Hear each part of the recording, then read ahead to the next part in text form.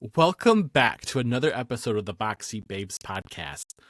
On today's episode, we'll be discussing the internet's favorite musical at the moment, Death Becomes Her, which is currently nominated for 10 Tonys, including Best Musical. From the storylines to the characters, me and my co-host RJ Miller-Zelinko will be breaking down what you can expect from this Broadway darling. But before we dive into Death Becomes Her, please like, follow, and subscribe to us at Boxy Babes on all social media platforms. Thanks again for listening and enjoy the show. Spoiler warning, we will be talking about both the Broadway show of Death Becomes Her and the film, which only one of us has seen, so that's already a travesty. So if you have not seen either one of those and you want to go into it blind, keep scrolling, save our videos, and come back to them, and we will continue this conversation with you then. That being said, RJ, why the hell have you not seen Death Becomes Her, the film? Question. Don't know. Still don't know. We're talking about Meryl Streep and Goldie Hawn trying to kill each other. What else do you need? Yeah, like I literally might need to watch it tonight. I just keep forgetting. It's totally fine. Before we went to New York, I rewatched this. Believe it or not, I have deep roots with Death Becomes Her, and I'm gonna take you back. So let's go back to when Brian was 13. Follow with me. Brian hated the holiday of Halloween. He did not like getting dressed up. He did not like going to get candy. He did not like scary movies. And so when he turned 13, I don't know why I'm talking to the third person. When I turned 13, my mom was like, hey, do you want us to just stay home? We can invite your older sister over. We can get some pizza. And maybe we can find some kind of Halloween movie to watch. And I was like, that's great. Maybe we could watch my first scary movie that's not scary. And so my sister got 2 movies from Blockbuster. And for those who are young, Blockbuster was a place you used to go and get videos at. VHSs, DVDs, sometimes they had video games. You probably don't know what it is, but it's cool. It was a great place. And so my first 2 horror films were the comedy fantasy film that was Death Becomes Her and Nicole Kidman in The Others. And so I have so much love for Death Becomes Her because even though it is not a horror film at all, it was my first entry to the foray of horror.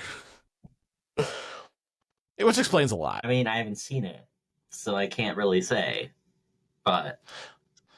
Well, so the thing that about the film is that it's great is that it's pretty much the stage adaptation, the musical adaptation is pretty much straightforward with one big difference, which I will get into when we talk about the story because it doesn't bother me, but I haven't stopped thinking about it, which I'm petty and gay. So like, what else am I supposed to do here? But let's set the stage of what Death Becomes Her is. And I want to start with that first moment.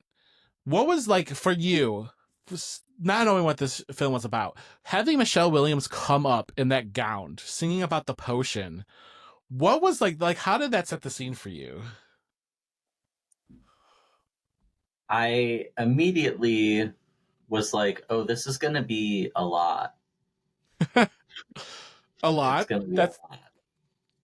I mean, it's true. It is a lot. The glitz and the glam. Yeah. I'm sure many of you who have seen this on social media have seen her. She's in like a full like headdress, like fanning around her head. Everything's rhinestoned, and she's singing about how you could live forever. Basically, she has a secret you could die for, and the secret that people would die for is a potion that grants immortality, but at a cost. And while that is an important aspect of the show, it's actually not like the show. The show is actually about Madeline Ashton and Helen Sharp, so after we see the potion, she sings it, she disappears, we get introduced to our 2 characters. What was like the stark differences between Madeline Ashton and Helen Sharp? What struck you about that? Madeline was at like exactly what I anticipated, but Helen, I was like, where is this go? Like the initial introduction to her, I was like confused. I was like, sure. Where is this going? How does this go anywhere outside of this one scene? Because of course, just like what seems to be happening in that opening scene, or like maybe it was scene 2 technically, but for sure. But then once I once it alludes to kind of fast forwarding, I'm like, oh, okay, okay, we're going somewhere. Mm-hmm. Because when we first meet them, they're like the epitome of frenemies. You know, they're like they love to hate each other and they hate to love each other. Um, Madeline Ashton being the really big like movie star, I guess on the verge of being like a washed up movie star. You know, because she's in that Broadway show. It's not getting great reviews, and Helen Sharp is coming there to basically rub in to Madeline Ashton's face that she got a fiance. Which anybody who's on social media knows the song "Dear Tell Me Ernest" because that is like the quintessential Death Becomes Her song, and it's really the moment where the story changes and Madeline kind of wins over Ernest and steals him from Helen, which is like to me one of the best parts of the whole show, and it starts off so early, like it sets the tone for me like so far in advance. Well, and now that I'm thinking about it, of course, it makes sense to me that this, and we'll dive more into this, but the fact that it is technically kind of considered like a gay cult classic. At first, I was like, okay, I mean, I kind of get it, but I don't really get it. But the underlying themes, even of what you were just talking about, like I recently was rewatching Modern Family, and Mhm. I just am thinking of the uh, Mitch and Cam's friendship with their gay couple friends, or even some single gay friends, where the interactions are like we love them, but we hate them. Mhm.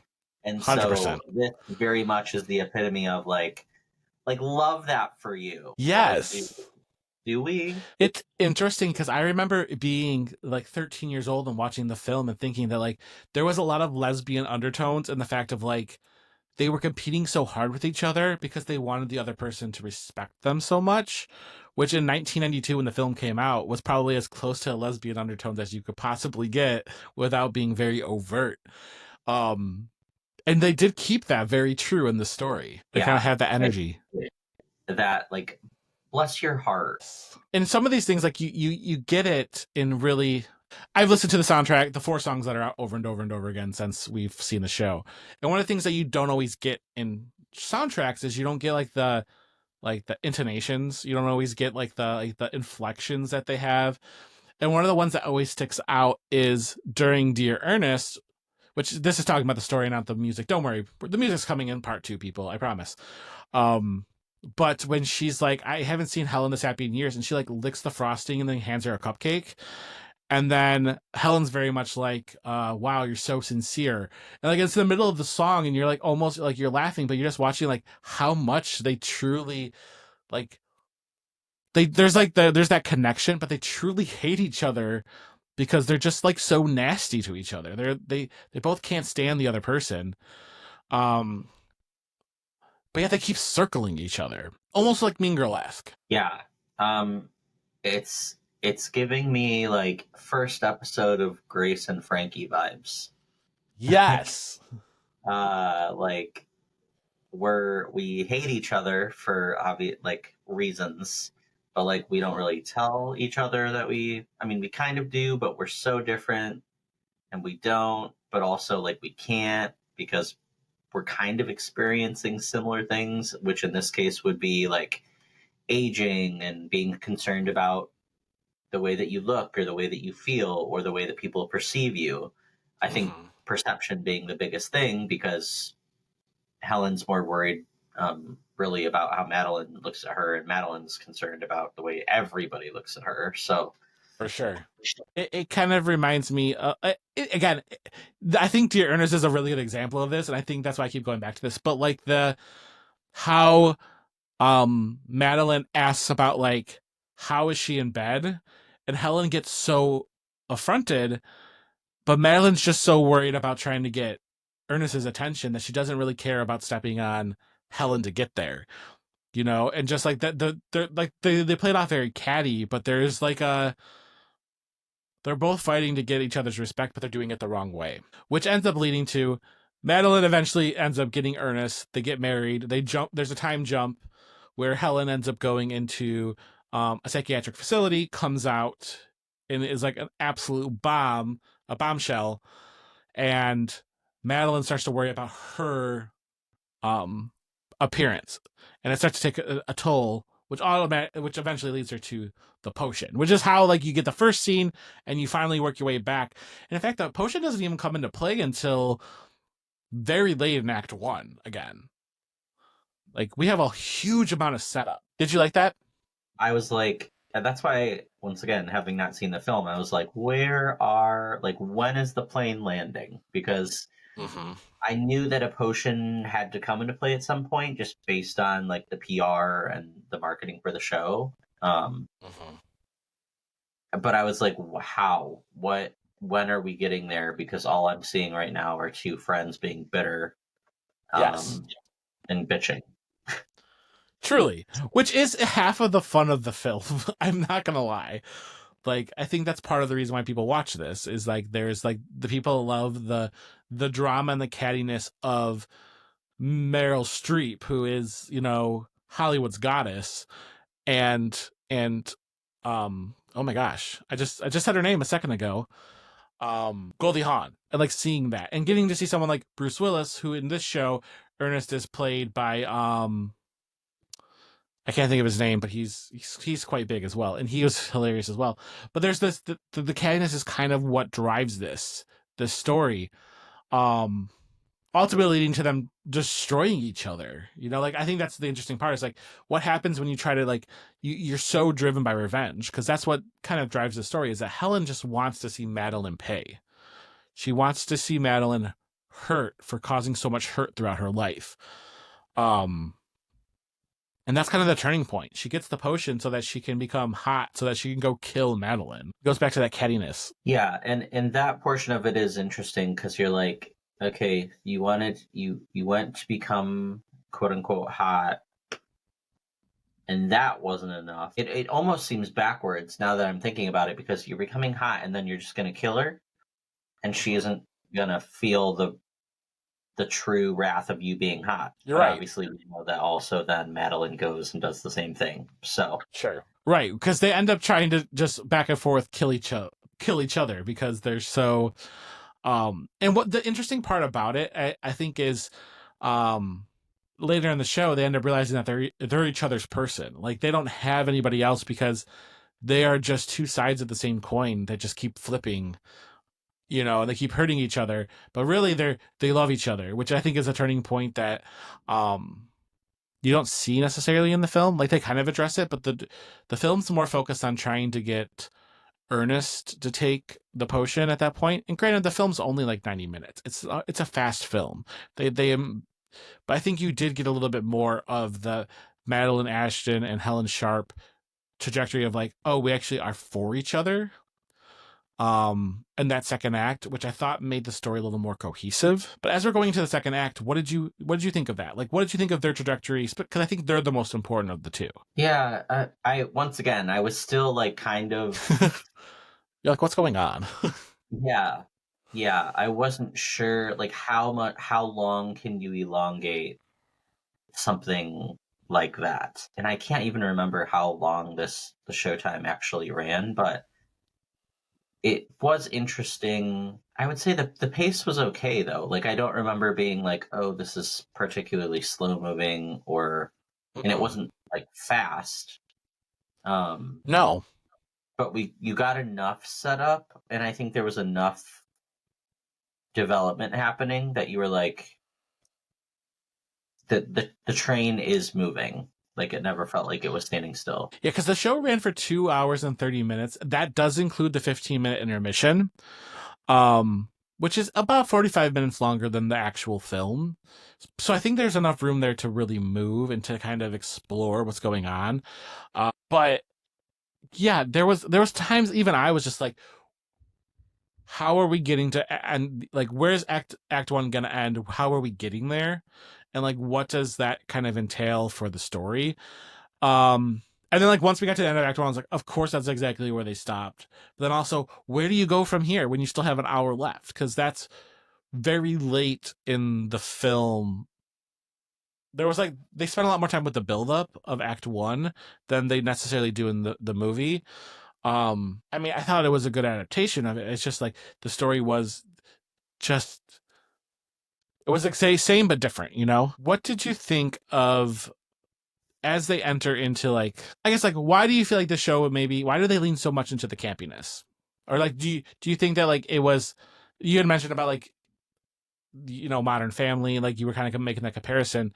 Do you feel like they leaned too much into it? Do you feel like it was a good amount of camp? Because this was actually referred to I saw somewhere as high camp, like high gay camp, and I was just like, really, that's so interesting that like they leaned so hard into that. Granted, this is now 2024, 2025, so perhaps that's it. Yeah, I mean, I I'd say that we've seen shows that are equally as campy, and maybe they are also considered high camp, quote unquote. There were some obvious like the sexual humor. I think in like old timey, I mean the '90s, like would have been geared towards gay, like satirical gay alignment, and so maybe that's like they needed to label it campy because God forbid anything be like outright gay. Gay. Um, specifically, yeah, like you mentioned earlier about like licking the cupcake and just like these really really old kind of maybe tropes and just things that maybe you and I don't even consider gay, or you know what I mean? Like it just like Sure. over the top, almost like an homage to like drag queens, honestly, is how much of I think even just Act Two felt. And of course, the entire kind of the whole ensemble and that whole those like big scenes with the very like chic leotard like costumes or like the bedazzled costumes.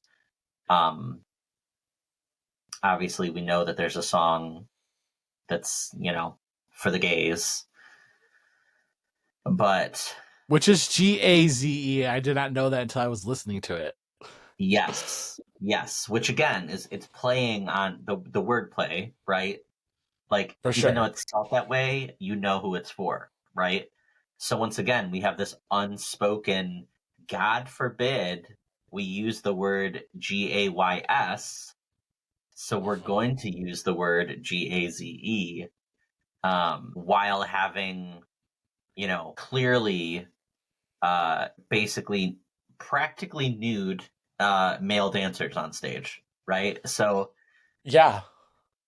And like she's granted we'll talk more about it when we talk about the music, but like she's parading in gay flags, trans flags. She's talking about Liza Minnelli and like things that were very clearly gay. And so when I actually listened to the song, when I saw it on my car display, and I was like, am I disappointed? Am I annoyed? Is this genius? And I think again that speaks to that campiness of the show and how they took what the campiness was and they decided like let's just embrace it. And in a way, they almost do become like you said. I think it was interesting. You said drag queen because like yeah, by the end they were basically kind of drag-esque and they were kind of a couple. They were kind of together forever. Um, and that really is quite. It made for an interesting dynamic, and I love that part of the show. I think we do need to talk about if we're talking about the cast. We have to talk about the fact that we missed out. We missed out on our girl. We did not get to see Megan Hilty in the role of Madeline Ashton.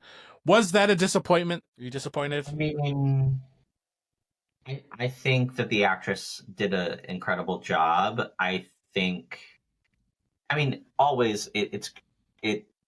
I've been following Megan's career for some time, so yeah, in that in that way, it was a little bit disappointing, just because you know she's going to be absolutely stunning, and when you're following someone, it's exciting to be able to actually see them do the work. But I was still equally as excited to see the show in general, and I would of course be interested in seeing the differences in what she brings to the role, especially obviously having originated it. But you win some, you lose some. I mean, as you know, I'm going back to see this again, so I will be able to let you know just how great she is if you're not there with me. As long as she doesn't get Ooh, don't say that. Don't say that. That's mean. Of the roles though, who was a standout to you? Actually, I'm gonna go ahead if I can start first. We had an understudy for Madeline. She was excellent. Jennifer Simard for Helen was like, she originated the role. She was fantastic. I thought she would stand out, but I really thought Ernest was hilarious.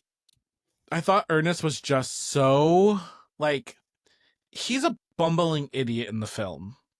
And he did the role of kind of like the bumbling idiot so well that I couldn't help but be very enamored. Christopher Sieber, I was like so enamored with him being this bumbling idiot that I was just like, what, he's so endearing. Like, and so I 100% I loved his role. I loved Ernest in this show. Yeah, I mean, that character in that role, I didn't expect to be as big as it was, just based on, again, the things that I had seen previous to the show. But then there's Michelle Williams, who, Yes, even though she comes like in and out, I mean, really, I don't think she's in that many scenes, but no. she just, every time, she brings down the house every time. And with her costumes, you're just like, she's on stage and you're blown away. Her vocals, you're blown away. Yeah. Just insane. Viola Van Horn is one of those roles that is just crazy in the fact of like, because you're almost otherworldly, you know, like you don't really know a lot about Viola other than she has this potion. You don't really know where she comes from. She kind of floats in and floats out, and she's just like this very powerful woman that makes even Madeline Ashton kind of quake in her boots. And I mean, Michelle Williams is literally a child of destiny. So like, we are like, what else? Well, who else were you gonna have to play that role and just like own that role? She brought a lot of star power to who Viola is as a character, and I thought that was brilliant. Also Tareen Everett, who plays kind of Viola Van Horn's right hand man, comedic timing, looked great, danced their heart out. Like, I mean, I just loved that as well. I mean, this whole cast, this whole show was cast so well that I almost like, I need to go see Megan Hilty because I just need to know what her perspective on Madeline is, because even Kaylee Cronin was fantastic as Madeline. Like, she was great. Yeah, I mean, and then Josh Lamont as Stefan. Yes. The comedic timing on that. And just once again, when we talk about campy, we talk about the gayness, like the clear queer of the show. Even though everybody's a little bit queer, just that when you needed a good like laugh out loud moment, the timing was just too good. Absolutely. I think they absolutely captured the energy of these characters. To the point that like I almost am worried to see who else could take it out. Like I'm just like, these people are these characters. The show needs to end when it's done, and I know it's going to tour, and I know that I'm very excited to see it tour. I'm excited to see life come to Death Becomes Her. But like they embody these roles so good. Like, I'm excited to kind of see what happens next for the show. And with that, we are done with part 1 of our Death Becomes Her discussion. So stay tuned for part 2, where we'll be talking about some of the musical aspects and technical marvels that is Death Becomes Her. So thank you again for joining us here in our box seats. Till next curtain call.